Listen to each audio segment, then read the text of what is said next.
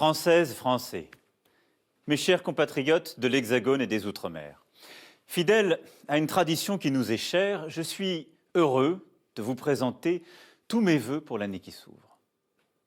L'année 2018 ne nous a pas épargnés en émotions intenses de toute nature. La France a connu de grands moments, des victoires sportives, de grands événements culturels, la célébration du centenaire de l'armistice de 1918, et j'ai porté à cette occasion la voix de la France pour la paix. Le Premier ministre, avec son gouvernement et le Parlement, en 2018, ont fait beaucoup pour le pays. Je ne vais pas ici tout énumérer, mais nombre de transformations qu'on pensait jusqu'alors impossibles, comme celle du travail ou des chemins de fer, ont été menées à bien. Ils ont lancé une action forte pour notre école, nos universités, l'apprentissage et l'alternance, l'attractivité de notre pays. Ils ont posé les bases d'une stratégie ambitieuse pour améliorer l'organisation de nos hôpitaux, nos cliniques et nos médecins, pour lutter contre le réchauffement climatique, éradiquer la grande pauvreté et permettre à nos concitoyens en situation de handicap de trouver leur place dans la société. Les résultats ne peuvent pas être immédiats et l'impatience que je partage ne saurait justifier aucun renoncement. Le gouvernement, dans les prochains mois, devra poursuivre ce travail pour ancrer nombre de ces réformes dans notre quotidien, mais aussi pour changer en profondeur les règles de l'indemnisation du chômage, afin d'inciter davantage à reprendre le travail, l'organisation du secteur public pour le rendre plus efficace, et notre système de retraite pour le rendre plus juste. Au fond, pour bâtir les nouvelles sécurités du XXIe siècle. Mais nous avons aussi vécu de grands déchirements et une colère a éclaté qui venait de loin. Colère contre les injustices, contre le cours d'une mondialisation parfois incompréhensible, colère contre un système administratif devenu trop complexe et manquant de bienveillance, colère aussi contre des changements profonds qui interrogent notre société sur son identité et son sens. Cette colère a dit une chose à mes yeux, quels que soient ses excès et ses débordements. Nous ne sommes pas résignés. Notre pays veut bâtir un avenir meilleur, reposant sur notre capacité à inventer de nouvelles manières de faire et d'être ensemble. Telle est, à mes yeux, la leçon de 2018. Nous voulons changer les choses pour vivre mieux, défendre nos idéaux. Nous voulons innover sur le plan démocratique, social, politique, économique et environnemental pour cela. Il serait dangereux que notre situation nous conduise à ignorer le monde qui nous entoure. Bien au contraire, car tout se tient. Là aussi, de grandes certitudes sont en train d'être mises à mal. L'ordre international, bâti en 1945, est remis en cause par de nouvelles puissances et malmené par certains de nos alliés. Partout en Europe, montent les partis extrémistes, tandis que les interventions de puissances étrangères étatiques et privées se multiplient. Les grandes migrations nous inquiètent et sont instrumentalisées par les démagogues, alors même qu'il nous faut bâtir aujourd'hui de nouvelles réponses à ce phénomène qui ne cessera pas demain, compte tenu de la démographie mondiale. Les luttes contre le réchauffement climatique et pour la biodiversité sont plus nécessaires que jamais, mais se trouvent entravées. Nous surmonterons ensemble les égoïsmes nationaux, les intérêts particuliers et les obscurantismes. Le terrorisme islamiste continue aussi de sévir. Il change et sur tous les continents se déploie. Il y a quelques semaines à Strasbourg, il a encore frappé, comme il avait frappé à Trèbes et Paris durant l'année qui s'achève. Enfin, des changements technologiques profonds, au premier rang desquels l'intelligence artificielle, transforment rapidement notre manière de nous soigner, nous déplacer, nous former, produire. Vous le voyez. Nous sommes en train de vivre plusieurs bouleversements inédits. Le capitalisme ultralibéral et financier, trop souvent guidé par le court terme et l'avidité de quelques-uns, va vers sa fin. Notre malaise dans la civilisation occidentale et la crise de notre rêve européen sont là. Alors faut-il pour autant s'en désespérer? Je ne le crois pas. C'est un défi immense. Et tout cela est évidemment lié avec le malaise que vit notre pays. Mais précisément, nous avons une place, un rôle à jouer, une vision à proposer. C'est la ligne que je trace depuis le premier jour de mon mandat et que j'entends poursuivre. C'est remettre l'homme au cœur de ce projet contemporain. Cela suppose beaucoup de constance et de détermination. Mais je suis intimement convaincu que nous avons à inventer une réponse, un projet profondément français et européen à ce que nous sommes en train de vivre, chez nous comme au-delà de nos frontières. Il nous faut là aussi prendre, comme nous l'avons toujours fait, toute notre part à la renaissance de notre monde et de notre quotidien. C'est pourquoi, mes chers compatriotes, cette année 2019 est à mes yeux décisive. Et je veux former pour nous 3 vœux.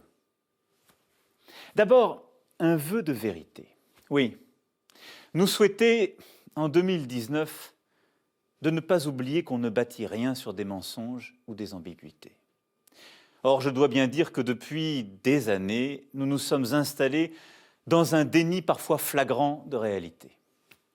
On ne peut pas travailler moins, gagner plus, baisser nos impôts et accroître nos dépenses, ne rien changer à nos habitudes et respirer un air plus pur. Non, il faut tout de même sur ces sujets que nous nous regardions tels que nous sommes et que nous acceptions en face les réalités. Nous vivons dans l'une des plus grandes économies du monde. Nos infrastructures sont parmi les meilleures au monde. On ne paye pas, ou presque, la scolarité de nos enfants.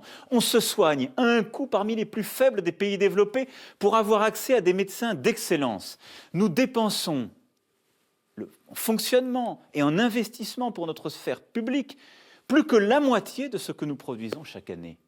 Alors, cessons de nous déconsidérer ou de faire croire que la France serait un pays où les solidarités n'existent pas, où il faudrait dépenser toujours davantage. Nous pouvons faire mieux, et nous devons faire mieux. Nous assurer que nos services publics restent présents partout où nous en avons besoin, que les médecins s'installent où il en manque, dans certaines campagnes, ou dans des villes ou des quartiers où il n'y en a plus, qu'on puisse avoir le téléphone portable ou Internet partout où on vit et travaille, et surtout, qu'on puisse vivre en sécurité et tranquillité partout. J'y veillerai personnellement et chaque jour. Le débat national qui s'ouvre doit nous permettre de parler vrai. Et je vous écrirai dans quelques jours pour vous en préciser les attentes. Mais parler vrai, c'est parler de la réalité. Le vœu de vérité, c'est aussi celui qui doit nous conduire afin de demeurer une démocratie robuste, à mieux nous protéger des fausses informations, des manipulations et des intoxications. On peut débattre de tout, mais débattre du faux peut nous égarer, surtout lorsque c'est sous l'impulsion d'intérêts particuliers. À l'heure des réseaux sociaux, du culte de l'immédiateté et de l'image, du commentaire permanent, il est indispensable de rebâtir une confiance démocratique dans la vérité de l'information, reposant sur des règles de transparence et d'éthique. Ce vœu de vérité, c'est au fond un vœu pour tous d'écoute, de dialogue, d'humilité. Il n'y a pas une vérité, je crois même que chacun d'entre nous commence à se fourvoyer dans l'erreur quand nous affirmons les choses sans dialoguer, sans les confronter au réel ou aux arguments des autres. Alors débattons, car de là peut naître une action utile et qui nous unit. Mon deuxième vœu pour 2019 est un vœu de dignité. Je suis profondément convaincu que chaque citoyen est nécessaire pour le projet de la nation. Nombre de nos concitoyens ne se sentent pas respectés, considérés. Ils sentent leur vie comme empêchée. Je pense aux mères de famille élevant seuls leurs enfants et ne parvenant pas à finir le mois. Je pense à nos agriculteurs qui ne veulent que vivre dignement de leur travail, ou à nos retraités modestes qui aident encore leurs enfants et ont à charge leurs parents. Nous avons commencé à leur apporter des réponses, et je sais leur impatience légitime, mais il faudra aller plus loin. Cela implique de permettre à chacun, quel que soit son quartier, quelle que soit sa famille, de pouvoir accéder à une meilleure éducation, grâce à celle-ci de pouvoir accéder à un travail pour construire sa vie et celle de sa famille. Cela suppose d'assurer à chacun les droits dans la société et attendre de lui les devoirs qui sont les siens. Cela, nous avons commencé de le rétablir, mais c'est notre responsabilité à tous. Et cela passe par le respect, le sens de l'effort et du travail. Cela suppose aussi de lutter contre les intérêts profonds qui parfois bloquent notre société et notre État, qui ne reconnaissent pas suffisamment le mérite ou qui enferment trop de nos concitoyens dans des cases. Notre dignité de citoyen exige que chacun se sente pleinement acteur de la vie de la nation, de ses grandes décisions, à travers ses représentants ou directement. Nous devons, grâce au débat qui a commencé, redonner toute sa vitalité à notre démocratie. J'aurai sur ce sujet des décisions à prendre, car d'évidence, nos institutions doivent continuer à évoluer. Mais la dignité, mes chers compatriotes, c'est aussi le respect de chacun. Et je dois le dire, j'ai vu ces derniers temps des choses impensables et entendu l'inacceptable. Nous ne vivons libres dans notre pays que parce que des générations qui nous ont précédés se sont battues pour ne subir ni le despotisme ni aucune tyrannie. Et cette liberté, elle requiert un ordre républicain. Elle exige le respect de chacun et de toutes les opinions. Que certains prennent pour prétexte de parler au nom du peuple, mais lequel, d'où, comment, et n'étant en fait que les porte-voix d'une foule haineuse, s'en prennent aux élus, aux forces de l'ordre, aux journalistes, aux juifs, aux étrangers, aux homosexuels. C'est tout simplement la négation de la France. Le peuple est souverain. Il s'exprime lors des élections. Il y choisit des représentants qui font la loi. Précisément parce que nous sommes un État de droit. L'ordre républicain sera assuré sans complaisance, car j'attends de chacun ce respect indispensable à la vie en société. Je veux avoir un mot précisément pour tous ceux qui, au quotidien, permettent à notre République d'œuvrer à la plus grande dignité de chacun. Nos militaires, qui ce soir encore sont pour nombre d'entre eux à des milliers de kilomètres de leur famille, nos pompiers, nos gendarmes, nos policiers, nos personnels soignants, les élus de la République, les engagés bénévoles des associations. Tous ceux qui tissent le lien de la nation, œuvrent à la fraternité quotidienne et qui, ce soir, je le sais, sont aux côtés des plus vulnérables, des plus fragiles, auxquels je pense tout particulièrement. Enfin, je veux former un troisième et dernier vœu, un vœu d'espoir. Espoir en nous-mêmes comme peuple, espoir en notre avenir commun, espoir en notre Europe. Je crois que nous avons en nous une énergie salutaire si nous savons retrouver confiance en nous-mêmes et entre nous. Je crois que la France porte en elle un projet inédit, un projet d'éducation de chacun, une culture forte qui nous unit, un projet de construction d'une écologie industrielle, d'une société aux solidarités nouvelles et au service des personnes. Et derrière cela, ce que nous voulons profondément, c'est retrouver la maîtrise de notre quotidien et de notre destin, ne plus subir. C'est cela qui doit guider nos choix pour le pays et les grandes décisions pour l'année à venir. C'est aussi cela qui doit guider le projet européen renouvelé que je vous proposerai dans les prochaines semaines. Retrouver la maîtrise de notre vie, c'est choisir notre alimentation, c'est assurer la justice fiscale, c'est nous protéger contre nos ennemis, c'est investir pour innover, c'est apporter une réponse commune aux migrations. Je crois très profondément dans cette Europe qui peut mieux protéger les peuples et nous redonner espoir.